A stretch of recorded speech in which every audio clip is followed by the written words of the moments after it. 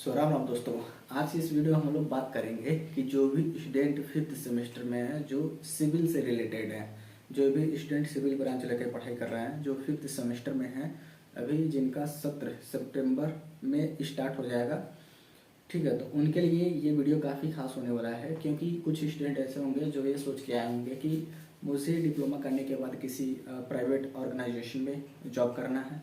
कुछ ऐसे होंगे जो सिविल खासकर इसलिए लेते हैं कि सिविल सेक्टर में काफ़ी ज़्यादा गवर्नमेंट वैकेंसी निकलती हैं, तो उसके लिए कुछ लोग सिविल चूज किए होंगे। लेकिन मैं इस चीज़ पे थोड़ी सी ब्रीफ इंट्रोडक्शन दे देता हूँ कि जो भी गवर्नमेंट सेक्टर की जो भी वैकेंसी निकलती थी, लाइक जैसे हो जाएगा SSC जेई या UP SSC जेई, या फिर हो गया RRB जेई या DMRC या DDA जेई, ये सारी जो है जो सिविल इंजीनियरिंग के क्षेत्र में जो गवर्नमेंट अपनी वैकेंसी निकालती है, तो SSC जेई का खासकर हमेशा हर साल आता है, जो लगभग 1000 वैकेंसी रहता है, जिसमें 500 से 600 अप्रॉक्सीमेटली सिविल की वैकेंसी रहती है, ठीक है।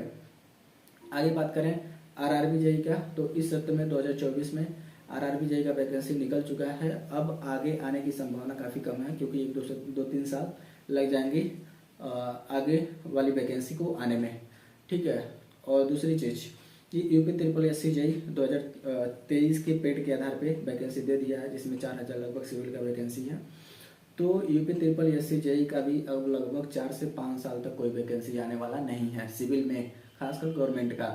बात करते हैं DDA जेई, तो दिल्ली का जो DDA जेई का एग्जाम होता है, इसका भी लगभग हर साल वैकेंसी निकलता है, जिसमें डिप्लोमा वाले एलिजिबल होते हैं, ठीक है। तो ये सारी चीज़ें हैं जो गवर्नमेंट सेक्टर की वैकेंसी है। तो SSC जेई का हमेशा आता रहता है हर साल, बाकी कोई भी चांस नहीं है कि अगले साल आपके गवर्नमेंट में कोई अपॉर्चुनिटी मिले SSC के अलावा। तो अब ज़्यादा लोग विचार कर रहे होंगे कि मुझे प्राइवेट सेक्टर में जाके अच्छा ग्रोथ करना है और आगे अच्छी पोजीशन पे पहुंचना है। तो इसके लिए आप डिप्लोमा लेवल पे मैं बता देता हूँ कहाँ तक जा सकते हैं। तो डिप्लोमा पे यदि आप काम करना स्टार्ट करते हैं किसी भी प्राइवेट ऑर्गेनाइजेशन में, तो 5 से 6 साल में आप अप्रॉक्सीमेटली 40 to 45 के तक पहुंच जाएंगे। लेकिन 10 साल 12 साल आदि यदि आप काम कर लेते हैं और अच्छा खासा एक्सपीरियंस हो जाता है, तो आप अच्छे लेवल पे जा सकते हैं। 70 के 80 के 90 के अप्रॉक्सीमेटली 1 लाख के करीब भी स्टूडेंट पहुंच जाते हैं। तो आप एक अच्छा खासा ग्रोथ कर सकते हो प्राइवेट सेक्टर में। प्राइवेट सेक्टर में गवर्नमेंट और प्राइवेट में क्या अंतर है, मैं इस चीज़ को भी आपको बता देता हूँ। गवर्नमेंट में आपका क्या है कि जो भी जॉब है उसका सिक्योरिटी है। प्राइवेट सेक्टर में क्या है, आपके अंदर स्किल है, आपके अंदर उस चीज़ को काम करने की नॉलेज है, तो आप प्राइवेट कंपनी में या प्राइवेट ऑर्गेनाइजेशन में अच्छा खासा पोजीशन पे पहुंच सकते हो। गवर्नमेंट में 10 साल में यदि आपका सैलरी 60,000 पे है तो 60 ही हज़ार रहेगा। लेकिन प्राइवेट सेक्टर में यदि आप आज 15,000 से स्टार्ट कर रहे हैं, तो 10 साल बाद आप 70 से 80 के तक पहुंच जाएंगे।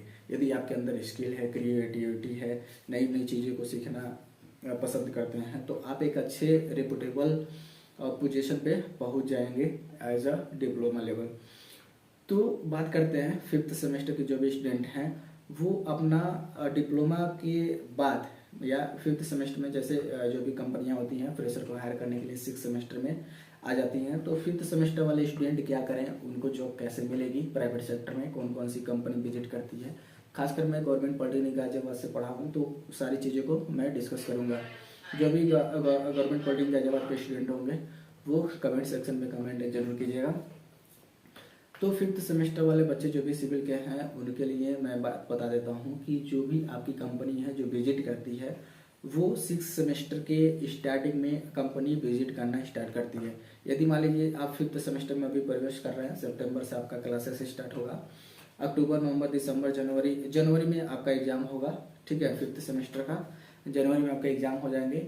जनवरी फरवरी के मिड में आपका क्या आता है कि कंपनी विजिट करना कॉलेजों में स्टार्ट कर देती है।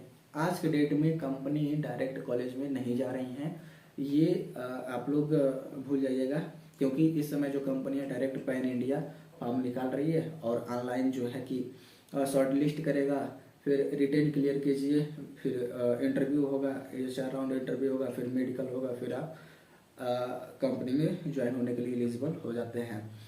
तो इस तरीके से आप अपना प्रिपरेशन कर सकते हैं। तो आप ये मान के चलिए कि आपका जब 6th सेमेस्टर स्टार्ट होगा तो कंपनी स्टार्ट आना विजिट कर देगी। तो अभी से आप लोग अपना प्रिपरेशन कर लीजिए। साथ ही साथ मैं ये भी चीज़ बता देता हूँ कि कौन से सब्जेक्ट पे आपको ज़्यादा फोकस करना है, कंपनी कौन कौन सी क्वेश्चंस पूछती हैं। नेक्स्ट वीडियो में हम लोग बात करेंगे कि किस किस कंपनी में मेरा प्लेसमेंट हुआ है और हमने कैसे सभी कंपनी के इंटरव्यू को क्रैक किया हुआ है। तो इन सारे चीज़ों पे हम लोग बात जरूर करेंगे। तो आज की इस वीडियो में बात कर देते हैं कि कौन से सब्जेक्ट आपको ज़्यादा फोकस करना चाहिए। तो खासकर जो भी, यदि आप 5th सेमेस्टर में हैं तो मैं तो कहूँगा अभी यदि आपको ऑटोकैड या रिवेट आता हो तो ठीक है, नहीं आता तो आप रिवेट और आर्किट जो ऑटोकैड है इसका आप लोग नॉलेज रख लीजिए, आप लोग सीख लीजिए। इसको काफ़ी ज़्यादा हेल्पफुल होगा आपके लिए आगे भी। और किसी भी कंपनी में यदि आप प्लेसमेंट होते हैं, यदि ऑफिस वर्क करना है तो आपके लिए काफ़ी ज़्यादा बेटर अपॉर्चुनिटी हो सकता है। यदि साइड में जाना है तो आपको सब्जेक्ट कौन कौन से पढ़ने हैं, तो कंक्रीट टेक्नोलॉजी जो सबसे आसान भी है और सबसे ज़्यादा क्वेश्चन पूछे जाने वाले हैं कंक्रीट टेक्नोलॉजी से। ठीक है, बात भी कर लेंगे कि कौन कौन से क्वेश्चंस पूछे जाते हैं कंक्रीट टेक्नोलॉजी से, जो मोस्ट इंपॉर्टेंट टॉपिक होते हैं। इसका मैं एक सीरीज चलाऊंगा, तो आप लोग इस वीडियो पे जरूर देखिएगा, चैनल से जरूर जुड़िएगा। दूसरी सब्जेक्ट हो जाएगा आपका BMC building material. Building material में आपके सीमेंट और ब्रिक से काफ़ी ज़्यादा क्वेश्चंस पूछे जाते हैं, खासकर सीमेंट से बहुत ज़्यादा क्वेश्चन पूछे जाएंगे। और इस तरीके से भी क्वेश्चंस पूछा जाता है कि what is your favourite subject. आपने डिप्लोमा में जो पढ़े हैं तो कौन सा आपका सब्जेक्ट फेवरेट है, तो उस चीज़ को आप लोग प्रिपरेशन कर लीजिएगा। ठीक है, सो बात करते हैं कि जो टॉप एमएनसी कंपनी होती है उनके लिए कौन सा सब्जेक्ट जो ज़्यादा पूछे जाते हैं। तो आप लोग जो भी आरसीसी 4th सेम में पढ़े होंगे तो आरसीसी, सॉइल मैकेनिक्स, ठीक है, ये सारी चीज़ें। और 5th सेम में आप 5th सेमेस्टर में सॉइल मैकेनिक्स पढ़ेंगे तो उस पर काफ़ी ज़्यादा फोकस कीजिए आप लोग, सॉइल मैकेनिक्स इंपॉर्टेंट है। और 6th सेमेस्टर में आपको पढ़ना पड़ेगा एक क्वांटिटी सर्वे जिसका नाम है एस्टिमेट, तो वो काफ़ी ज़्यादा इम्पोर्टेंट होता है। तो ये जो सब्जेक्ट होते हैं मेजर सब्जेक्ट, इनको पढ़ना आवश्यक होता है और इन्हीं से ज़्यादा क्वेश्चंस आपके पूछे जाते हैं। ठीक है, आगे हम लोग वीडियो में बात करेंगे कि कौन कौन सी कंपनी में प्लेसमेंट हुआ, कौन कौन सी कंपनी विजिट की है, कैसे हम लोगों ने प्लेसमेंट लिया हुआ है।